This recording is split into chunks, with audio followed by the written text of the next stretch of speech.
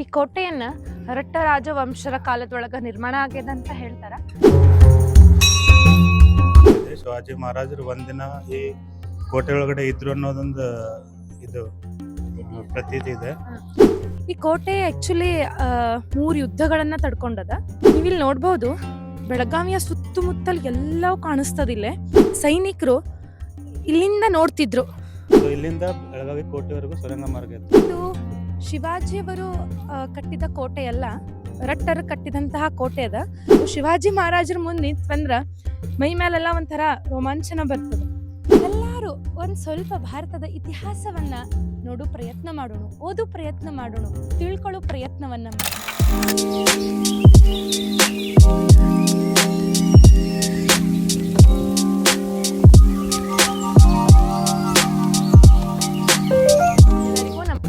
ಇವತ್ತು ಬೆಳಗಾವಿ ಸಮೀಪದ ಯಲ್ಲೂರ್ ಫೋರ್ಟ್ ಅಂದ್ರೆ ರಾಜಹಂಸಗಡಕ್ ನಾವೆಲ್ಲರೂ ಇವತ್ತು ಬಂದಿವಿ. ಈ ರಾಜಹಂಸಗಡ್ ನೋಡೋಣ ಬರ್ರಿ ಎಲ್ಲಾರು. ಈ ರಾಜಹಂಸಗಡ ಏನದಲ್ಲ, ಸಮುದ್ರ ಮಟ್ಟದಿಂದ 2500 ಅಡಿಗಳಷ್ಟು ಎತ್ತರ ಅದ ಅಂತ. ಈ ಫೋರ್ಟ್ ನೋಡ್ಲಿಕ್ಕೆ ಭಾರಿ ದೊಡ್ಡದ್ ಕಾಣಿಸ್ಲಿಕ್ಕತ್ತದ. ನೋಡೋಣ ಹತ್ತಿ ಇದ್ರದ ಹೆಂಗದ ಈ ಫೋರ್ಟ್ ನೋಡೋಣ.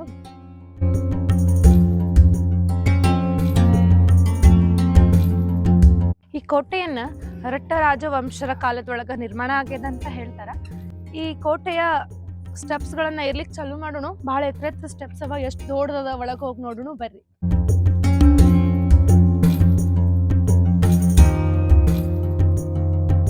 ಇಲ್ಲೇ ಒಂದು ಹಳೆಯ ಕಾಲದ್ದು ಶಿವಮಂದಿರ ಕೂಡ ಅದ.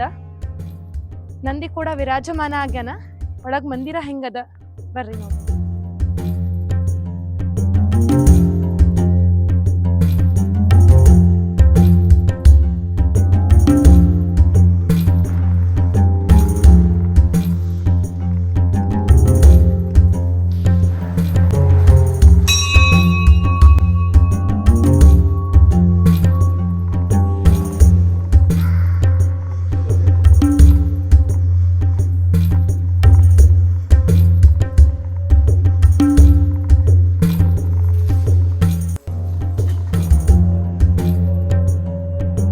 ಅರ್ಚಕರಿಗೆ ಇದರ ಸ್ಥಳದ ಬಗ್ಗೆ ಮಾಹಿತಿಯನ್ನ ಕೇಳೋಣ ಬರ್ರಿ.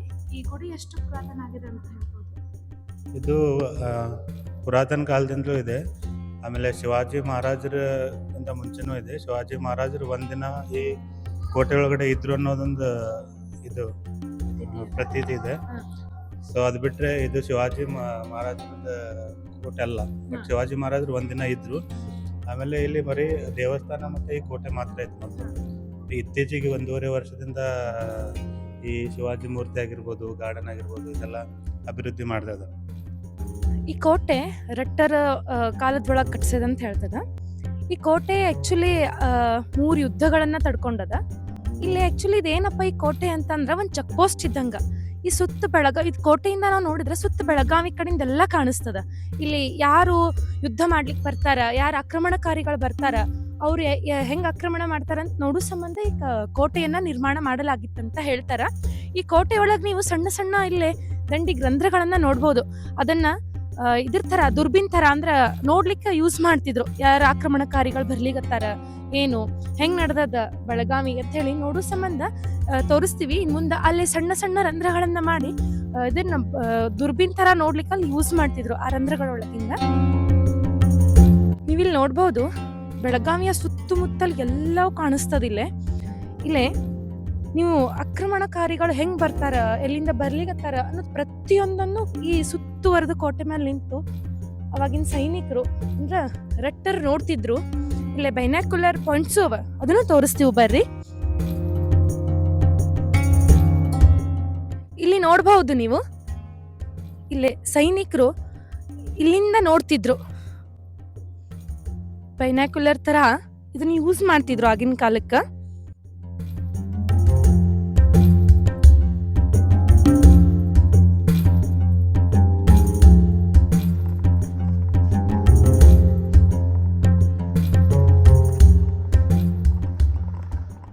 ಇಲ್ಲಿ 3 ಯುದ್ಧಗಳಾದು ಅಂತ.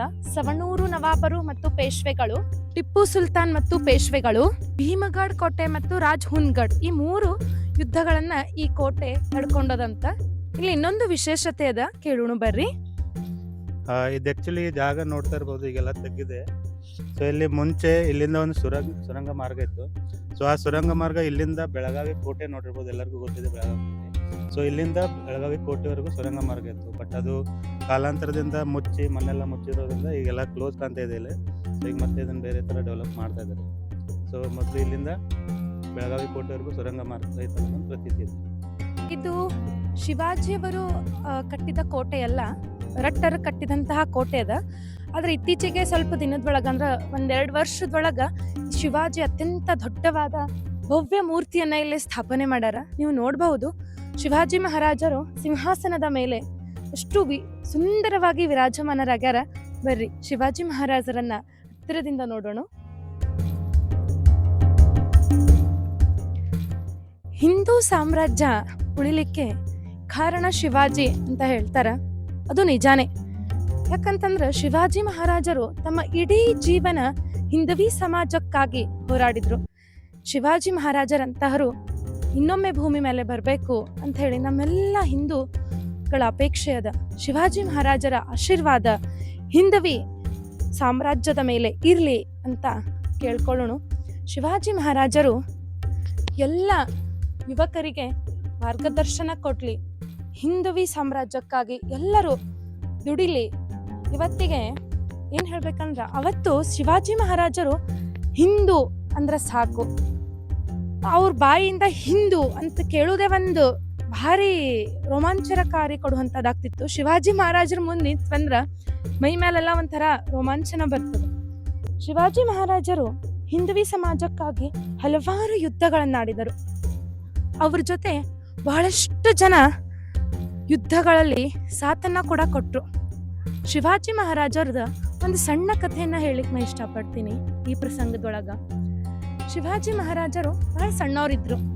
ಜೀಜಾಮಾತೆ ಅಂತೂ ಅಂತ ತಾಯಿ ಯಾರಿಗೂ ಸಿಗ್ಲಿಕ್ಕೆ ಸಾಧ್ಯ ಇಲ್ಲ ಅನಿಸ್ಬಿಡ್ತದ. ತಾಯಿ ಮಗನಿಗೆ ರಾಮಾಯಣ, ಮಹಾಭಾರತ, ದೇಶ ಪ್ರೇಮ ಅತಿ ಸುಂದರವಾಗಿ ಕಲಿಸ್ಕೊಡ್ತಿದ್ರು. ಒಂದು ದಿನ ಜೀಜಾಮಾತೆಯವರು ತನ್ನ ಮಗನಿಗೆ ಹೇಳ್ತಿದ್ರು ಮಹಾಭಾರತ, ರಾಮಾಯಣದ ಕಥೆಗಳನ್ನ. ಹೇಳ್ಬೇಕಾದ್ರೆ ಸಂಜೆ ಕಾಲ ಆಗ್ತದ. ಅವಾಗ ಶಿವಾಜಿ ಮಹಾರಾಜರು ತನ್ನ ಗೆಳೆಯಂದ್ರ ಜೊತೆ ಆಡ್ಲಿಕ್ಕೆ ಮನೆಯಿಂದ ಅಂದ್ರೆ ವಾಡೆಯಿಂದ ಹೊರಗೆ ಹೋಗ್ತಾರ, ಆಟ ಆಡ್ತಿರ್ತಾರ. ಅಲ್ಲಿ ಜೋರ್ ಆವಾಜ್ ಬರ್ಲಿಕ್ಕೆ ಚಾಲು ಆಗ್ತದ.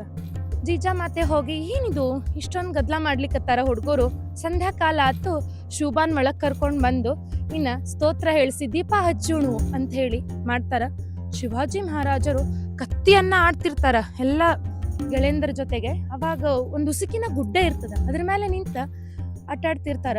ಇವ್ರು ಜೀಜಾಮಾತೆ ಹೋಗ್ತಾರ, ಶುಭ ನಡಿ, ಸಂಧ್ಯಾಕಾಲ ಆತು, ದೀಪ ಹಚ್ಚಿ ಶುಭಂ ಕರೋತಿ ಅನ್ನೋಣು ಅಂತ ಹೇಳ್ತಾರ. ತಾಯಿ ಹೇಳಿದ ಮಾತಿನ ಕಡೆ ಅವ್ರಿಗೆ ಲಕ್ಷ್ಯ ಇರಂಗಿಲ್ಲ, ತಮ್ಮ ಯುದ್ಧದೊಳಗನೆ ತಾವ್ ಇರ್ತಾರ ಅವರು.